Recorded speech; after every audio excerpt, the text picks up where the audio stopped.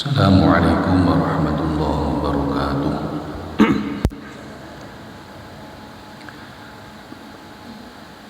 Bismillahirrahmanirrahim.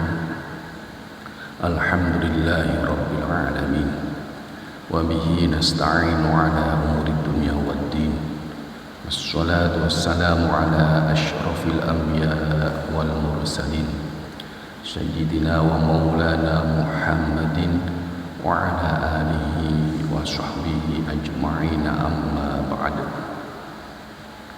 Yang saya hormati para alim, para kiai, para ustadz-ustadzah, para sepuh bini sepuh, wabil khusus semua jamaah Masjid At-Taqwa, wabil khusus panjenenganipun Al-Ustadz Bapak Haji Adi Sucipto. Alhamdulillah, pada kesempatan kali ini kita semuanya masih diberi rahmat karunia oleh Allah Subhanahu wa taala berupa iman, Islam, ihsan serta kesehatan, sehingga kita semuanya dapat melaksanakan berbagai macam aktivitas pelaksanaan kehambaan secara totalitas kepada Allah Subhanahu wa taala.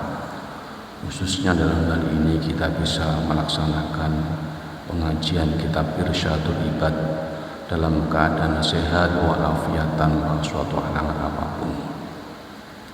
Shalawat salam kita haturkan kepada junjungan kita Nabi Agung Muhammad sallallahu alaihi wasallam dengan bacaan sholawat Allahumma sholli wa sallim ala sayyidina Muhammad wa ala ali sayyidina Muhammad. Mudah-mudahan dengan bacaan sholawat tadi kita semuanya termasuk umat Nabi Agung Muhammad sallallahu alaihi wasallam yang mendapatkan syafaat beliau di akhirat kelak, syafaatul uzma, dengan membawa ridha Allah Subhanahu wa taala. Amin ya rabbal alamin. Bapak Ibu yang saya hormati, marilah pengajian pada kesempatan kali ini kita awali dengan bacaan suratul Fatihah. A'udzu billahi minasyaitonir rajim. Bismillahirrahmanirrahim. Alhamdulillahi rabbil alamin arrahmanir rahim maliki yaumiddin. Iyyaka na'budu wa iyyaka nasta'in. Ihdinas siratal mustaqim. Siratal ladzina an'amta 'alaihim ghairil maghdubi 'alaihim waladdallin. Rabbighfirli wa liwalidayya wa lil mu'minina amin.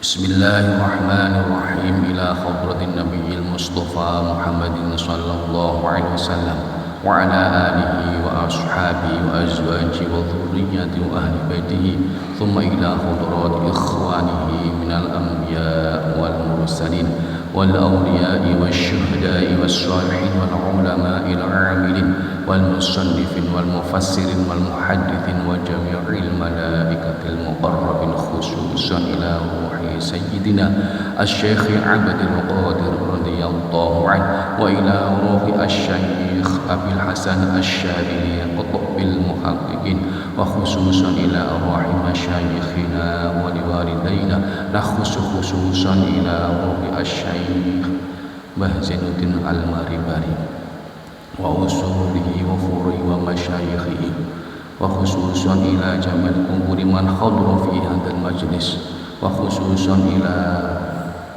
jami'i arwahi sedaya jamaah Masjid Al-Kahfi fi hadzal makan, wa ila jami'il qubur minal mu'minina wal mu'minat wal muslimina wal muslimat mimma syariqil ardi ila maghribiha barriha wa bahriha, ghafarallahu dhunubahum wa ja'alal jannata mathwahum. Syai'un lillahi lana wa lahumul Fatihah. A'udzu billahi minasy syaithanir rajim. Bismillahirrahmanirrahim. Alhamdulillahi rabbil alamin arrahmanir rahim maliki yaumiddin. Iyyaka na'budu wa iyyaka nasta'in. Ihdinas siratal mustaqim, siratal ladzina an'amta 'alaihim ghairil maghdubi 'alaihim waladdallin. Rabbi ighfirli wa liwalidayya wa lil mu'minina amin. Bismillahirrahmanirrahim. Qala al-musannifu rahimahullahu ta'ala wa nafa'ana bihi wa bi'ulumihi fid dharain amin.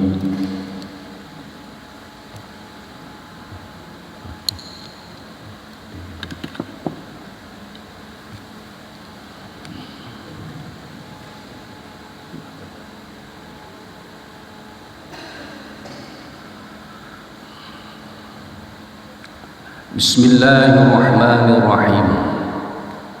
Tambihun.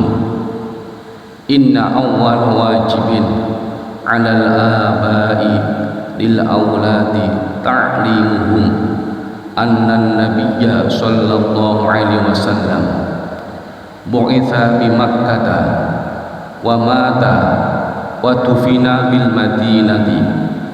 I'lam anna awwala ma yalzamul mukallafa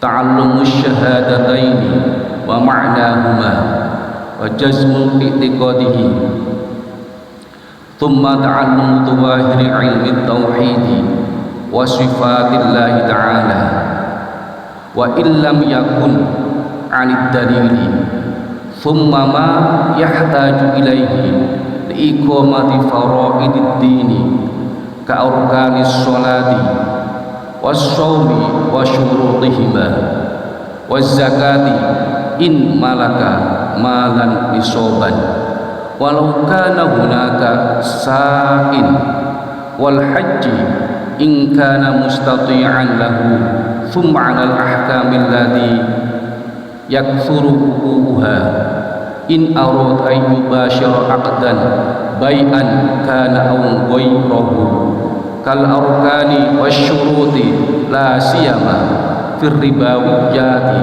liman khada fiha wa kawajibatil qasmi bainaz zawjati wal qiyami bil mamaliki wa yajibu aidan ta'allumu dawai amradil qalbi kal hasadi warriyai wal ujbi wal kibri wa tiqadi ma warada bihi al kitabu was sunnatu. Para rawuh yang dimuliakan oleh Allah Subhanahu wa taala, tambihun ini artinya adalah catatan penting yang merupakan khulasah, kesimpulan dari makalah-makalah yang telah dijelaskan oleh musannif hadal kitab di atas. Inna awwala wajibin 'alal aba'i, sesungguhnya pertama kali yang merupakan kewajiban bagi bapak, ayah, orang tua, diwajibkan kepada siapa? Diwajibkan untuk mendidik lil auladi, kepada anak-anaknya. Berarti orang tua itu punya kewajiban dan anak punya hak. Kewajiban ini harus dilaksanakan oleh setiap individu-individu yang merasa dirinya sebagai orang tua, sebagai bapak. Apa itu? Ta'limuhum anan nabiyya bu'itha bi Makkah wa mata wa dufina bil Madinah. Memberikan pendidikan, pengetahuan, pembelajaran tentang sejarah Nabi Agung Muhammad sallallahu alaihi wasallam, tentang sirah an-nabawiyah, perjalanannya Rasulullah sallallahu alaihi wasallam mulai dilahirkan sampai kemudian diwafatkan oleh Allah Subhanahu wa taala. Ini adalah pendidikan yang pertama kali disampaikan oleh orang tua kepada anak-anaknya. Berarti dalam hal ini kewajiban yang pertama kali yang harus dilaksanakan oleh orang tua memberikan pendidikan tentang kalau kita mengatakan secara mudah adalah ilmu agama, sekalipun sebetulnya semua ilmu itu bersumber dari Allah Subhanahu wa Ta'ala, sehingga tidak ada dikotomi, pemisahan antara ilmu agama dengan ilmu umum. Semuanya sama bersumber dari Allah Subhanahu wa Ta'ala, kan itu semuanya dibutuhkan oleh manusia dalam rangka penghambaan ibadah kepada Allah Subhanahu wa Ta'ala. Tetapi ya, yang paling pertama kita sampaikan kepada anak-anak kita adalah tentang ilmu tauhid, ya, tentang sejarah Nabi Agung Muhammad SAW, keyakinan, akidah bahwa Allah Subhanahu wa Ta'ala itu mempunyai utusan, ya, utusannya banyak sekali. Yang wajib diketahui ada sifat-sifat Rasul, berarti Rasul itu ada 25 yang wajib diketahui. Nabi dan Rasul ada 25, ini wajib diketahui bagi setiap individu yang mukallaf. Ini namanya akidah. Nabi Muhammad SAW dilahirkan di kota Mekah. Kanjeng Nabi punika dilahirkan di kota Mekah. Ini harus kita tancapkan kepada anak-anak kita.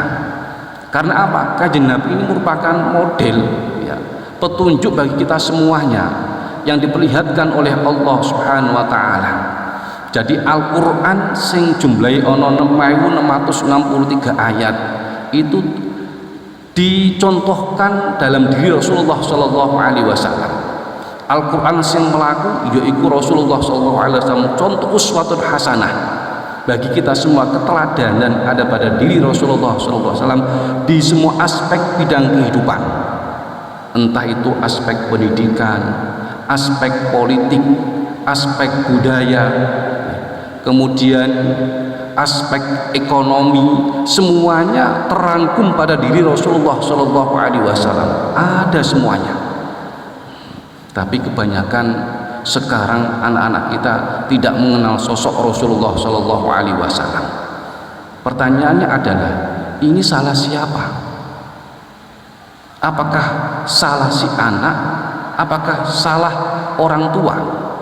Kalau seandainya orang tua sudah memberikan pembelajaran keagamaan kepada anak, anaknya tidak tahu, tidak mau, tidak berkenan untuk menerima pendidikan agama, berarti nanti besok pada hari kiamat itu yang berdosa, yang diberi yang berdosa itu adalah anak kita.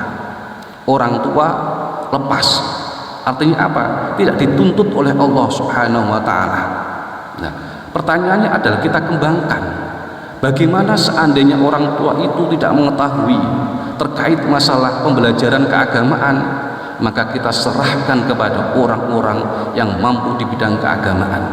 Kita cari para kiai-kiai ahli sunnah wal jamaah, kita cari para ustadz-ustadz ahli sunnah wal jamaah, kita suruh ngaji di tempat itu, atau kita datangkan ke rumah sebagai guru privat. Kalau sudah demikian, maka orang tua tidak berdosa ketika seandainya anak-anaknya itu tidak berkenan menerima pendidikan agama, dikon ngaji moh misalnya, dikon tipiki boten purun misalnya, dikon mondok boten purun misalnya. Nah, ini nanti yang berdosa itu adalah anaknya. Kemudian orang tua itu berdosa manakala acuh tak acuh tidak memberikan pendidikan keagamaan kepada anak-anaknya. Nah, terus pripun nanti anak-anaknya bisa mengetahui ilmu agama? Di sekolah kini madrasah belas orang, padahal orang tuanya tidak mampu. Kecuali kalau orang tuanya mampu, ada waktu untuk mendidik agama anaknya, boleh tidak disekolahkan di madrasah, boleh tidak dibawa ke pondok pesantren, diajari dewi, tidak apa-apa. Tapi kebanyakan sekarang ini orang tua tidak punya waktu untuk mendidik agama. Karena apa? Disibukkan dengan kegiatan aktivitas keseharian dalam rangka untuk mencari maisah, dalam rangka mencari kehidupan sehari-hari, penghidupan sehari-hari, mencari nafkah. Ya, sekarang kan misalnya di pondok, kalau pondok niku cari pondok pesantren yang Ahlus Sunnah wal Jamaah niki nggih angel nggih. Karena apa? Sekarang niki pondok niku model secara garis besar ada dua. Satu, pondok pesantren yang di situ mengajarkan ilmu keagamaan yang bersifat moderat. Moderat niku napa? Kados kula jenengan niki moderat, lentur, mboten kaku dalam memahami ajaran agama. Menerima perbedaan antara yang satu dengan yang lainnya, menghargai pendapat orang lain, toleransi dan lain sebagainya. Ini namanya moderat. Lah ada pondok pesantren yang mengajarkan sifat keras, kaku, tidak moderat, ekstrim. Apa? Tidak menghargai adanya perbedaan. Ya, pokoknya yang paling bener iki aku. Nak beda karo aku berarti salah, bukan golongan saya. Berarti kalau bukan golongan saya maka halal dibuli misalnya. Kalau halal dibuli maka halal darahnya. Sehingga teroris itu bermunculan di mana-mana, bom-bom bermunculan di mana-mana. Nah, sekarang ini banyak misalnya semacam itu. Maka kita ini harus hati-hati.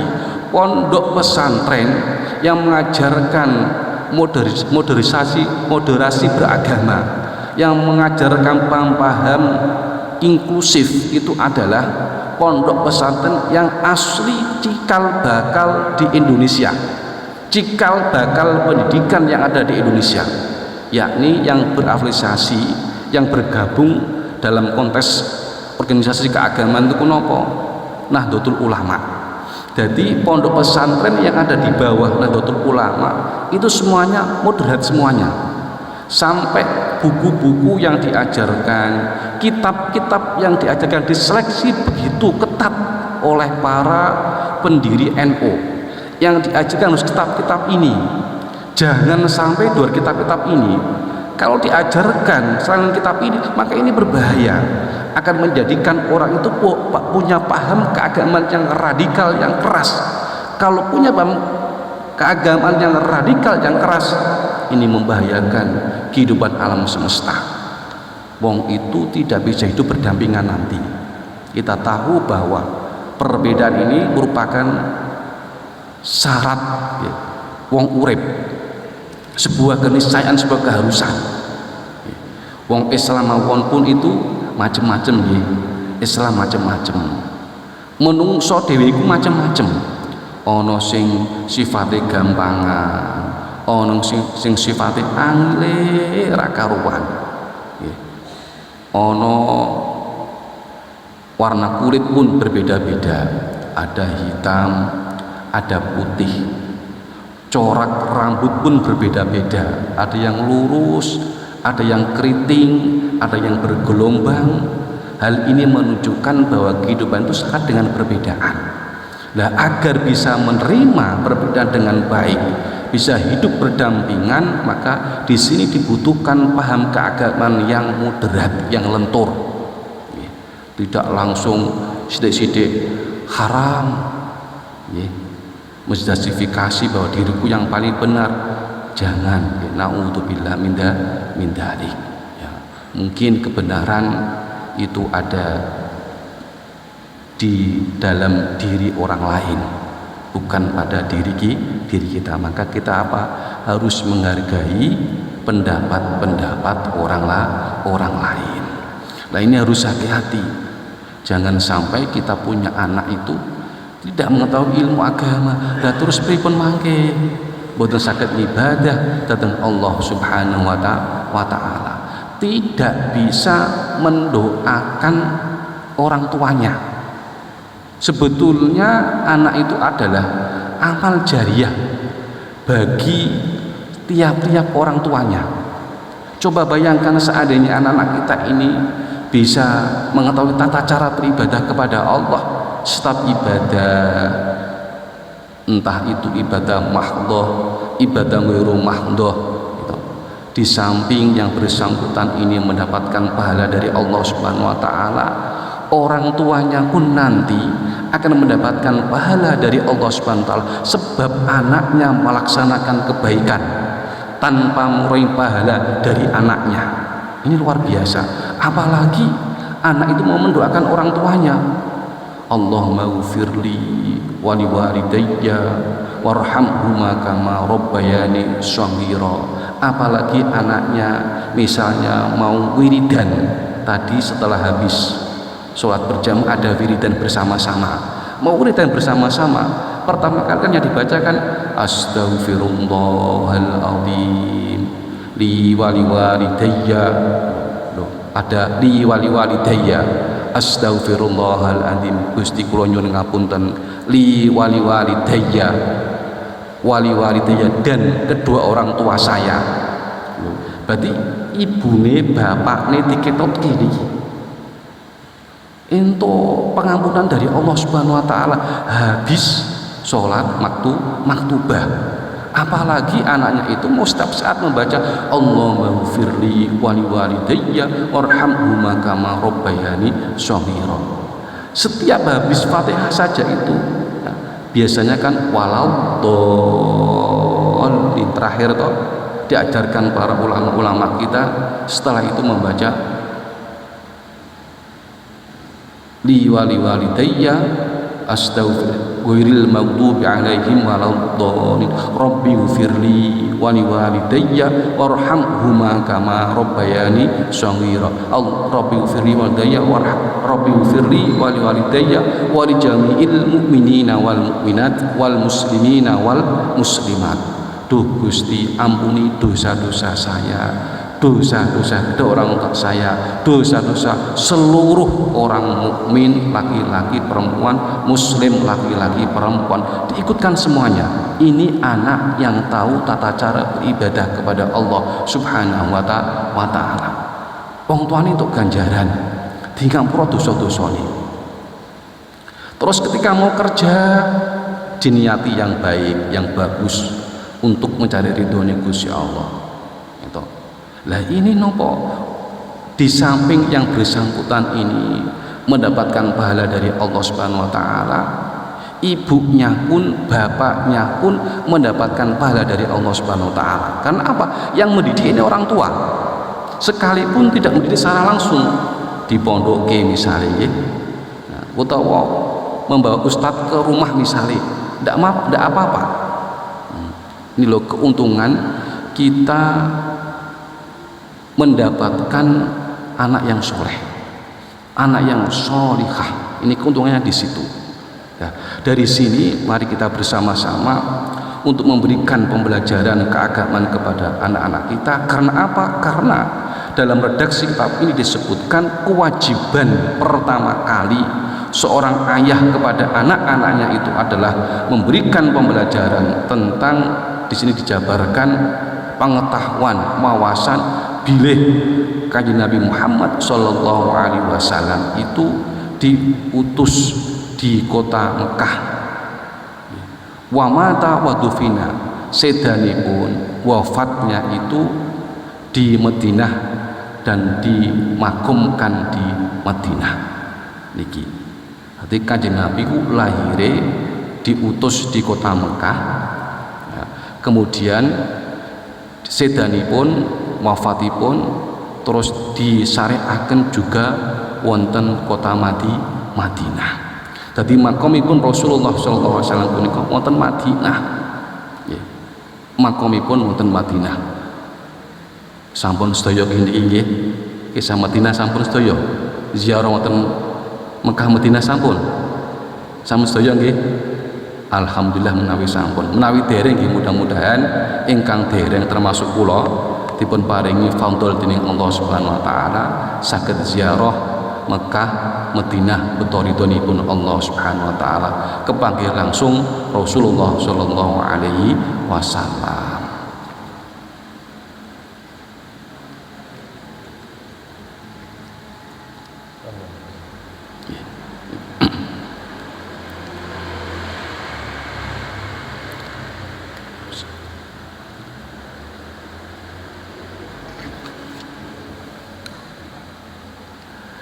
Jadi permulaan perkara yang diwajibkan bagi orang tua dalam mendidik anak-anaknya hendaklah memberitahu bahwa Nabi Muhammad SAW dilahirkan di Mekah dan wafat di Madinah. Ini harus kita beritahukan kepada anak-anak kita.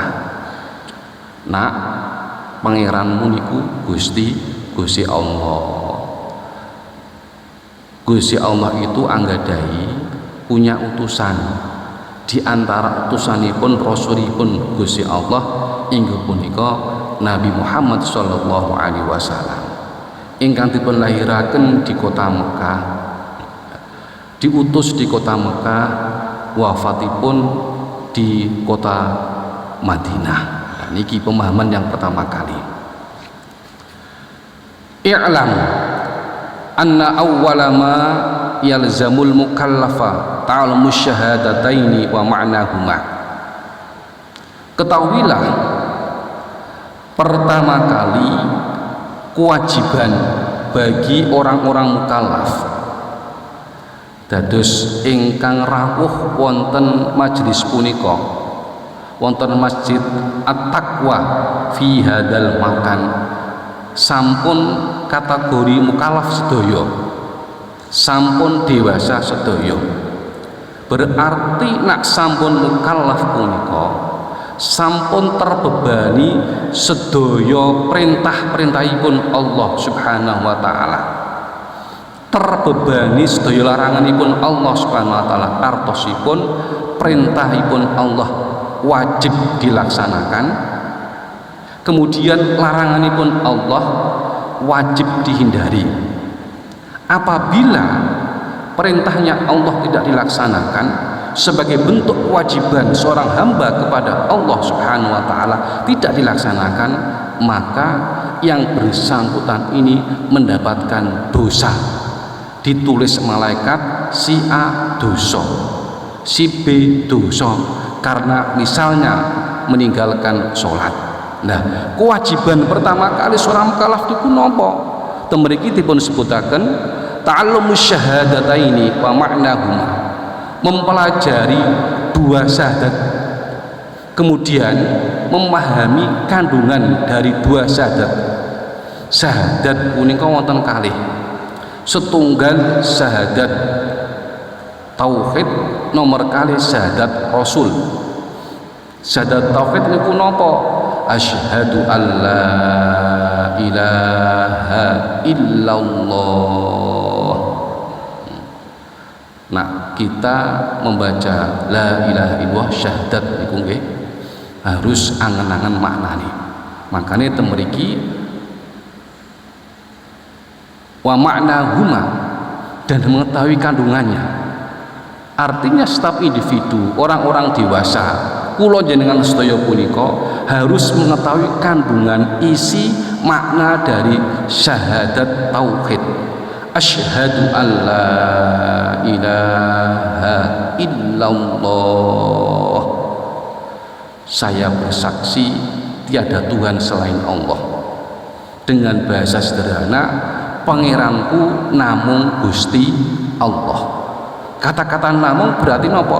Menafikan semuanya, yang ada hanya Allah Subhanahu wa taala sebagai satu-satunya pangeran yang menciptakan segala sesuatu yang ada di bumi di langit ini, hanya Allah Subhanahu wa taala. Berarti sakliyane Gusti Allah niku napa? Nggih makhluk. Nggih. Sakliyane makhluk berarti Gusti Allah. Harus mengetahui maknanya. Jangan sampai kemudian kita melafalkan asyhadu alla ilaha illallah tidak tahu maksudnya. Maka kewajiban seorang mukallaf, kula jenengan semuanya punika harus mengetahui maknanya. Pangeran kula punika namung Gusti Allah. Dan menawi kok sampun masuk tarekat nggih, kula jenengan kok sampun masuk tarekat, maka dipun ajari para mursyid bagaimana melafalkan lafal la ilaha illallah. Iku mangke diajari, dihayati maknane, lah mangke saged tumancep wonten dodo. Ya mantep mangke. La ilaha illallah. niku nak salah setunggalipun cara dikire tarekat syadiyah kon ngangen-angen maknani pangeran kula namung panjenengan Gusti sing ngoten mawon mantep lah mangke nak awake dhewe khusuk khudur marang Allah Subhanahu wa taala niku mangke wonten rasane tapi niki mboten gampil nggih kudune belajar mangke wonten rasane la ilaha illallah mangke jangan sakit nangis ya sakit nangis mangke tapi kedah beto ijazahku guru nak boten beto ijazah guru nggih boten saged angel mangke beto ijazah guru niku mangke kudune ngertos ingkang nomor kalih syahadat rasul wa asyhadu anna muhammadar rasulullah dan saya bersaksi bahwa Muhammad adalah utusan Allah Subhanahu wa taala wa asyhadu anna muhammadar rasulullah yen sedaya niku sampun apal napa dereng maknanipun nak sampun apal diresapi maknane dan niku mangke saged menguatkan akidah kita semuanya saged meneteskan air mata menawi jenengan saged menghayati mengamalkan isi dari lafal syahadat tauhid dan syahadat rasul iki luar biasa maknane keranten napa sedaya napa ingkang dipun syariatkan Gusti Allah punika kembalinya kepada lafal la ilaha illallah sedayanipun punika ingkang dipun syariatkan dening Allah Subhanahu wa taala kembali lafal la ilaha illallah akhirnya mangke napa nggih nak wong ahli tarekat niku ya mangke kiyambake gandrung marang Gusti Allah kiyambake mangke mencintai Allah Subhanahu wa taala nak wis kadung ya Allah sing ana namung Gusti Allah kabeh ora ana paham nggih kabeh ora ana sing ana namung Gusti Allah bukan berarti yang mbak niku mangke terus acuh tak dengan manusia tidak setiap harinya tetap memperhatikan kemanusiaan asih tak asih kasih sayang karena ini merupakan bentuk dari pengamalan nopo pengamalan asmani Gusti Allah niku wajaz i'tiqadihi kewajiban malih niku napa wau sak badanipun kita membaca tauhid memahami isi kandungan makna tauhid wajaz mu'tiqadihi memantapkan i'tiqad kita jadi akidah kita ini harus kita apa nih kita mantapkan jangan sampai akidah ini kita lemah kalau akidah ini kita lemah naudzubillah min dzalik nanti kita ini bisa rapuh dan akhirnya kita ini bisa melakukan perbuatan-perbuatan yang dilarang oleh Allah Subhanahu wa taala bahkan ini bisa menyebabkan kita keluar dari agama Islam disebabkan karena kerapuhan kelemahan i'tiqad kita akidah kita nah, ini penting sekali pemantapan akidah ini penting carane dos pundi pemamatan akidah ini wow cara yang pertama kita mencoba untuk memahami menghayati mengamalkan isi kandungan syahadatain yang kedua adalah kita berusaha untuk memahami ilmu tauhid sifat-sifatnya Gusti Allah kita berusaha untuk memahami dipahami tenanan dihayati maknane diamalkan biasa niku dalam kalangan kelompok ahlus sunnah wal jamaah punika wonten istilah aqaid 50 akidah 50 yang terdiri dari 20 sifat wajib Gusti Allah.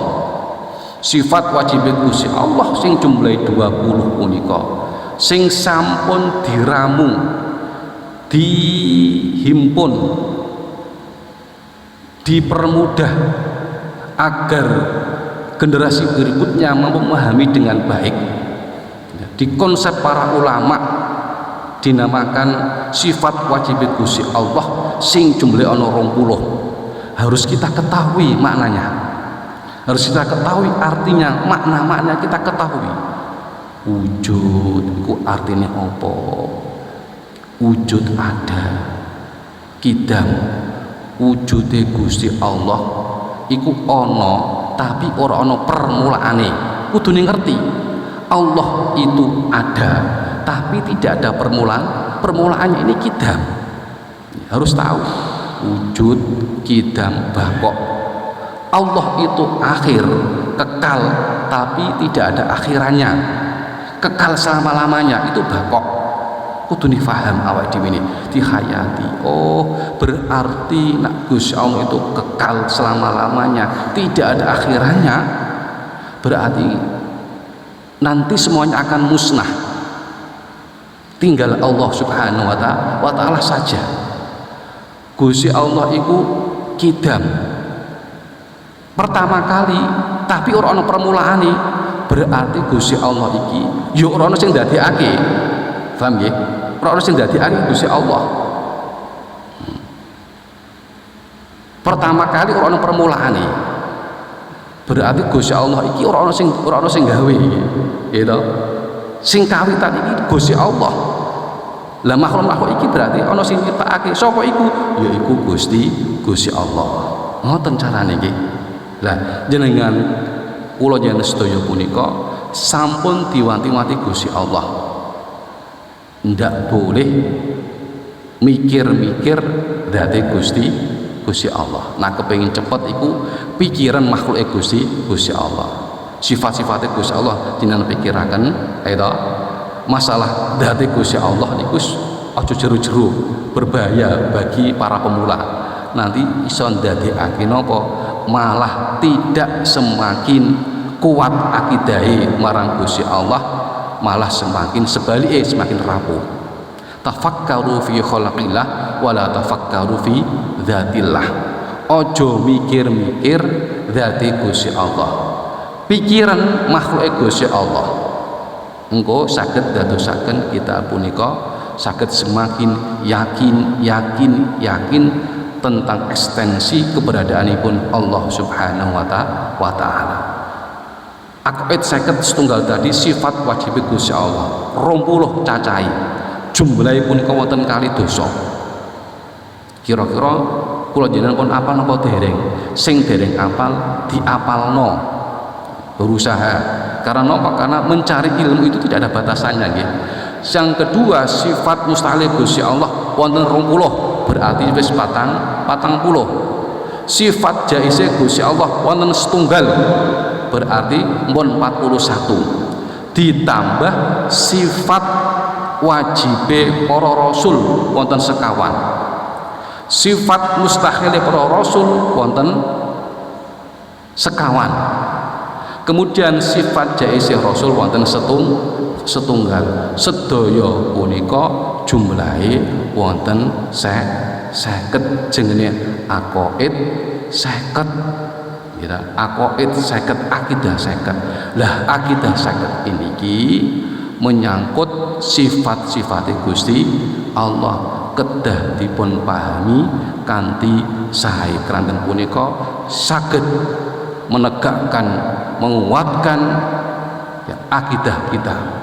Akidah meyakini tentang Allah Subhanahu wa ta'ala, meyakini tentang Rasul-Rasul Allah Subhanahu wa ta'ala, meyakini tentang kitab-kitabnya Allah Subhanahu wa ta'ala, meyakini tentang malaikat-malaikat Allah Subhanahu wa ta'ala, meyakini tentang hari akhir kiamat. Dan ini kiamat ini tetap akan datang loh nggih. Ampun ngantos wah kiamat iku ora bakal teko, tetep teko. Apa meneh niki kula sekedhik niki nggih apa meneh niki mboten kita sadari nggih, padahal niki termasuk bagian dari tanda-tanda kiamat niku napa niki mboten kita sadari.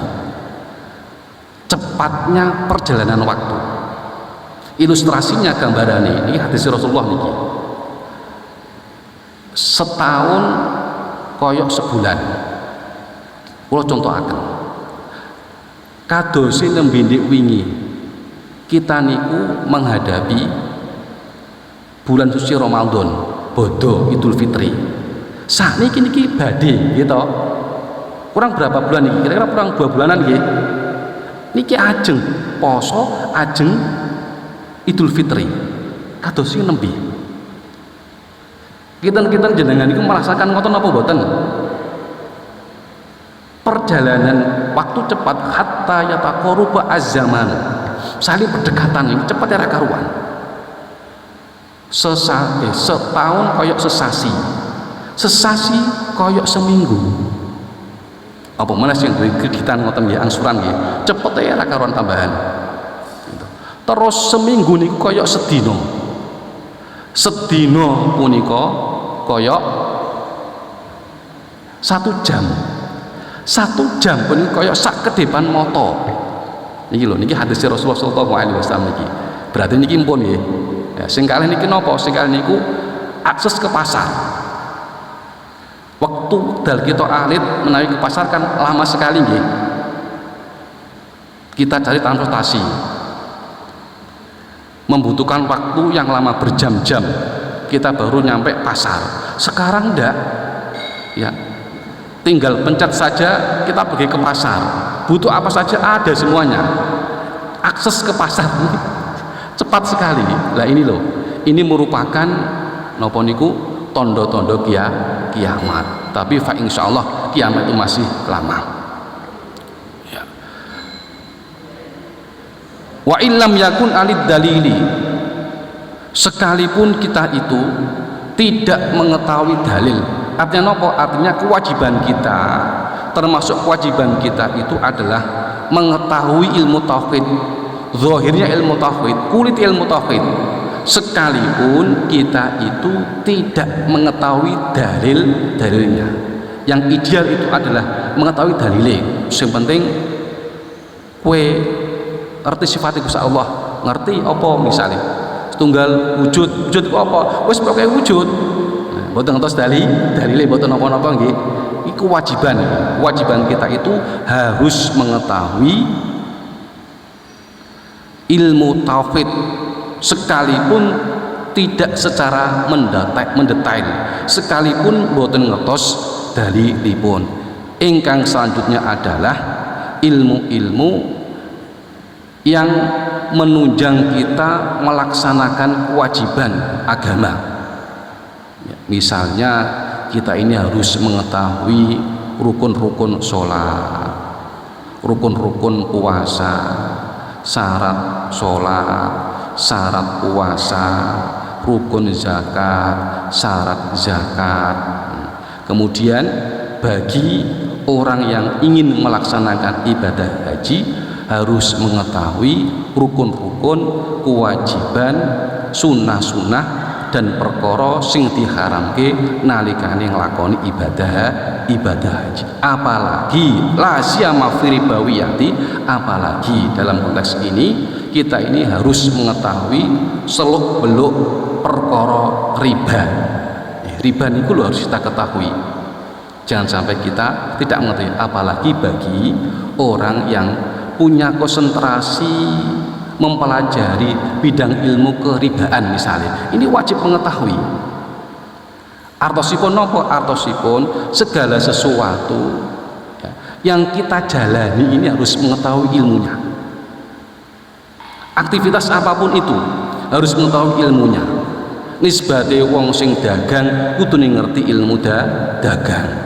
Nisbate kewajiban sholat kudune ngerti ilmu sholat. Wong kepingin melaksanakan ibadah haji kudune ngerti ilmu ibadah haji. Nah, ini termasuk bahkan di sini juga dijelaskan bagi orang yang mempunyai 4 atau 2 istri atau lebih sampai 4, ini pun harus punya mengetahui ilmu tentang pembagian waktu, ya, waktu gilir bojo pertama, kedua, ketiga, keempat, ini harus mengetahui bagi orang yang poligami, bagi orang yang poligami. Ini disebutkan juga di sini kewajiban kita itu apa? Kewajiban kita ini harus mengetahui berbagai macam obat penyakit. Kalau di sini disebutkan wa yajibu aidan ta'allumu dawa'i amradil qalbi, penyakit hati. Jadi kita ini harus mengetahui berbagai macam penyakit hati, harus mengetahui obat-obat itu apa, penyakit hasud, riya, ujub, sombong, harus mengetahui. Dan yang terakhir kewajiban kita itu adalah harus meyakini segala sesuatu yang datangnya dari Al-Quran dan hadis Nabi Agung Muhammad Sallallahu Alaihi Wasallam.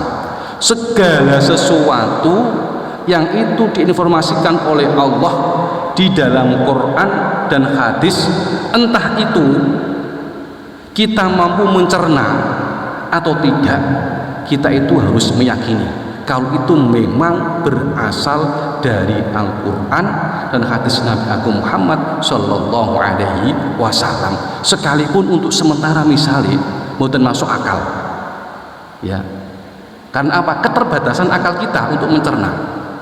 Tak contohnya misalnya Gusti Allah itu mengeluarkan informasi keberadaan tentang hari kiamat, harus yakin.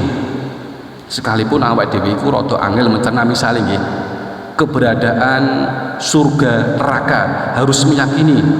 Kemudian hadis-hadis yang berbicara tentang azab kubur, siksa kubur, harus meyakini ini. Kemudian terkait masalah barokah harus meyakini. Ini semuanya bersumber dari Al-Quran dan hadis Nabi Agung Muhammad Sallallahu Alaihi Wasallam. Nah, apa yang saya sampaikan ini kesimpulannya adalah pendidikan pertama yang wajib diberikan orang tua kepada anak, satu, sejarah Nabi Muhammad dilahirkan di Mekah dan wafat di Madinah. Kewajiban pertama bagi orang mukallaf, kita semuanya yang hadir pada kesempatan kali ini, hendaklah mempelajari kandungan 2 kalimat syahadat, belajar ilmu tauhid dan sifat-sifat Allah sekalipun tidak mengerti dalilnya, mempelajari segala sesuatu yang diperlukan untuk mengerjakan hal-hal yang diwajibkan oleh agama, tadi seperti contohnya sholat dan lain sebagainya. Mempelajari segala sesuatu yang diperlukan untuk mengerjakan hal yang diwajibkan oleh agama, sama ini berarti hukum aktivitas yang dijalankan, misalnya jual beli, masalah riba, kewajiban dalam memberi hak bermalam kepada sang istri bagi yang berpoligami, berbuat baik kepada para budak-budak, ini termasuk diantaranya adalah ngapunten nggih, seandainya ini kalau kita punya pembantu misalnya di rumah niku lho, enggang bantu resik-resik niki harus kita berbuat baik kepada beliau-beliaunya itu, jangan mudah dibentak-bentak, ya. Kalau kita mengarahkan dengan cara yang baik, yang halus, memberikan hak-haknya, upahnya kita beri dengan baik juga. Mengetahui obat penyakit hati dan percaya terhadap apa yang ada dalam Al-Quran dan hadis Nabi Agung Muhammad SAW. Inilah kesimpulan pengajian pada pagi ini. Mudah-mudahan Allah Subhanahu wa taala memberikan keberkahan ilmu yang kita dapat pada kesempatan kali ini bi barakati suratil Fatihah. A'udzubillahi minasyaitonirrajim. Bismillahirrahmanirrahim. Alhamdulillahirabbil alamin arrahmanirrahim maliki yaumiddin iyyaka na'budu wa iyyaka nasta'in ihdinas siratal mustaqim siratal ladzina an'amta 'alaihim ghairil maghdubi 'alaihim waladdallin. Rabbighfirli wa liwalidayya wa lil mu'minina. Kurangnya minta maaf. Assalamualaikum warahmatullahi wabarakatuh.